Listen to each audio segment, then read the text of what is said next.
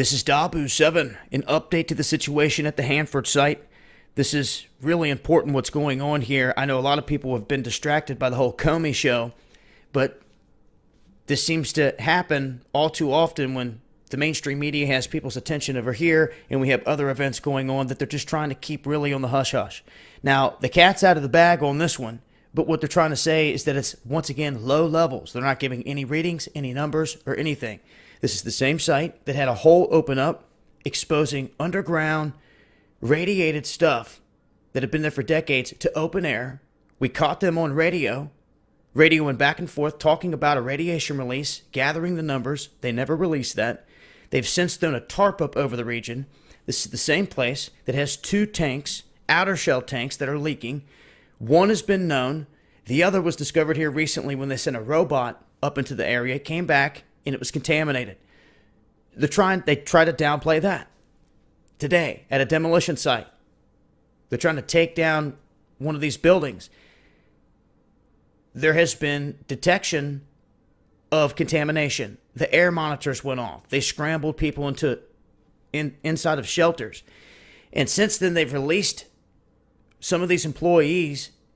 But this is the thing. Now they're saying low levels of contamination have been found, not only in the demo zone, but also on the sidewalks near a station where the employees received protective breathing equipment and near a vehicle access gate. This is widespread.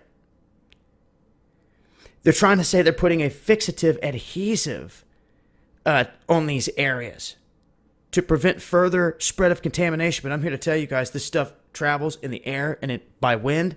It reminds me of what happened in New Mexico to the WIP facility years ago when they tried to keep it hush-hush.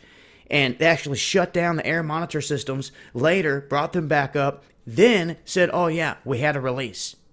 Well, we're not responsible for shutting down the sites, though. Is how they tried to play it. They're trying to keep this as low-key as possible. I'm here to tell you guys, anyone downwind from this site right now, you need to pay attention. Now check this out.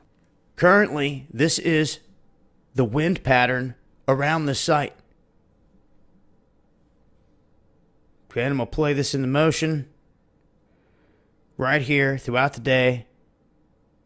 This is where it's expected to go here in the next few hours, shifting a little bit more east, and we'll back out just a little bit.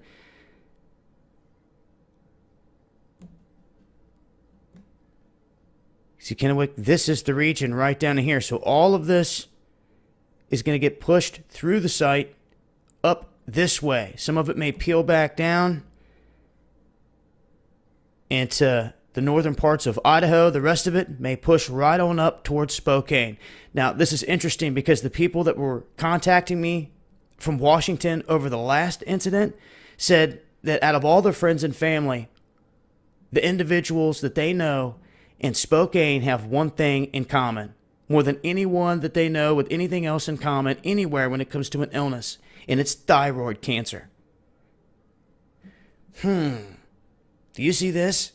This is exactly where it's heading right now, any and all radiation, if it would have been released. So this is a heads up for Spokane. Any areas downwind from this site right now, as they're admitting, there's been a radiation release. No matter if they want to say it's low level or not, it still has been out in the air. The air monitors went off, but they're not telling anyone downwind heads up or anything. So I am. I'll continue to update. Make sure to follow me on Twitter because I'm constantly tweeting out updated information to this and other stories. Also tune in Underground World News Live Friday night, 6 p.m. Eastern, Dabu77. See you guys there. Much love.